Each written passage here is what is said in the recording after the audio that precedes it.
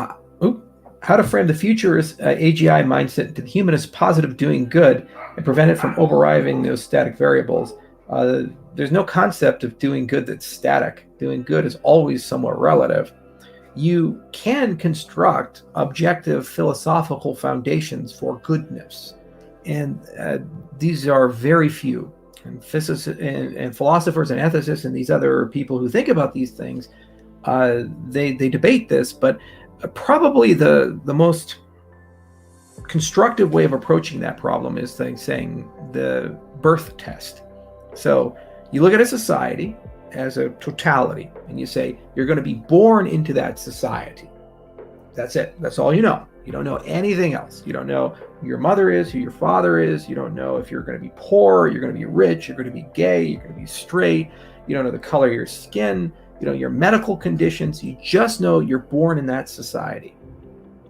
Now, when you are comparing societies, A, B, C, D, E, your preference for which society to be born in, just knowing you're going to be born into it, is an indication of social progress.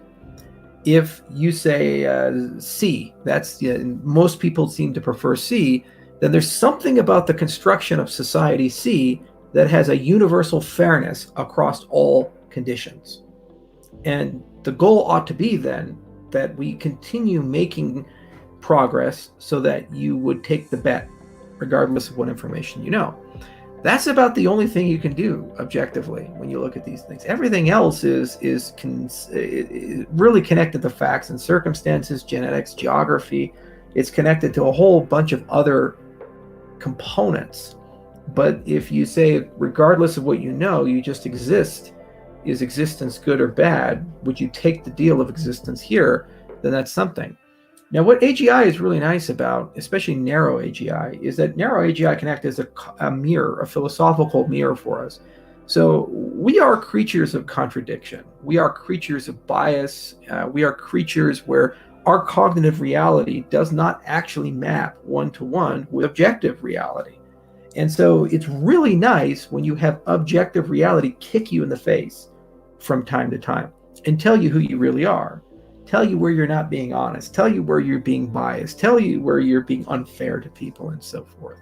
So one of the first applications in ethics for artificial intelligence is to act as a counterbalance to human judgment and question the judgment. There's already a large group of people thinking about this in the judicial system for sentencing, where they say a judge makes a decision to sentence people, and every now and then you'll notice that two people with relatively the same life story commit relatively the same crime, relatively the same facts and circumstances, and one person gets off with probation and a misdemeanor and maybe a year in prison or whatever, and then the other person goes to a federal prison for 10 years, even though the facts and circumstances were damn near identical. But let's say there was a spacing of time, 5 years, 10 years, or something like that, and so the judge doesn't remember 10 years ago they sentenced somebody the other way. AGIs never forget, and they know everything.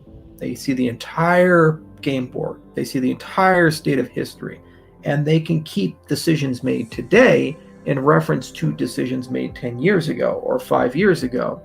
And they can look at many different factors and see which ones are the same and which ones are different. Now, where this is so powerful then is when you have to make a decision. If you're a doctor, a lawyer, a judge, whatever, and before you make the decision, it gives you an additional set of data and facts about that. And then you say to yourself, oh, okay, this additional set of data and facts about this circumstance, maybe it's going to influence or change my behavior. Now, I'm not suggesting that the AI becomes the decision machine and it basically gets to decide for us, but rather it tells the doctor, the lawyer, the judge, the professional, some new material.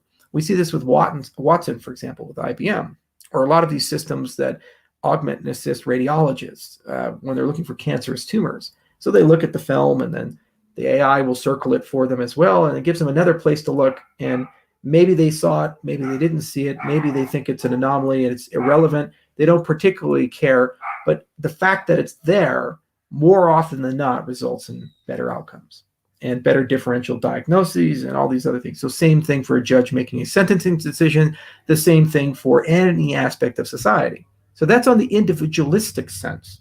I'm a professional, and this is another tool to help me as a professional test my code, make better judgment.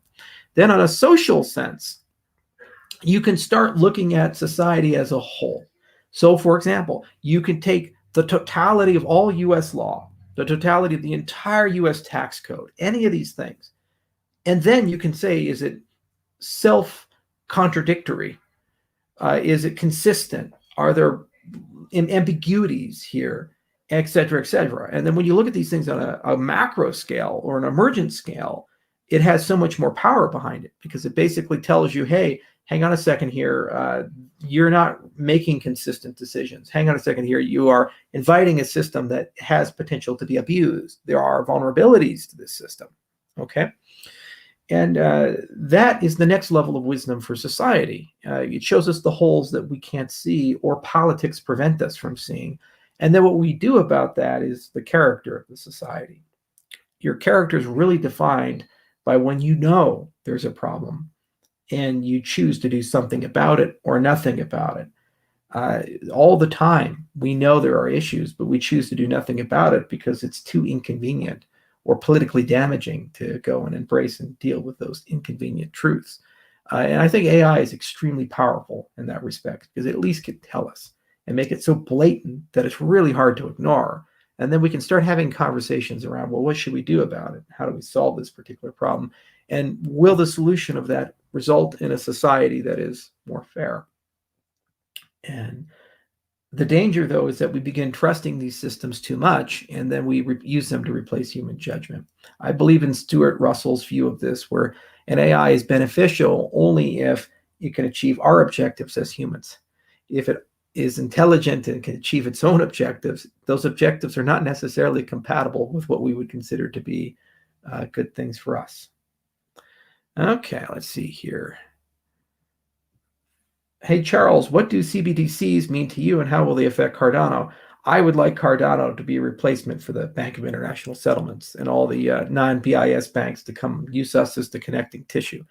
We have some strategies on CBDCs. We've been thinking about them and for a while. And, we have a lot of central banks in Africa that have approached us saying, hey, let's do something. And actually, I think it'd be really cool to connect CBDC concepts, not just with, hey, we can tokenize something, but with the UBI concept as well.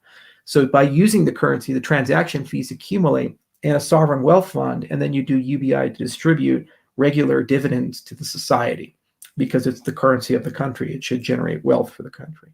So we've actually pitched that, and we're thinking around it, and we're thinking about a good strategy for it.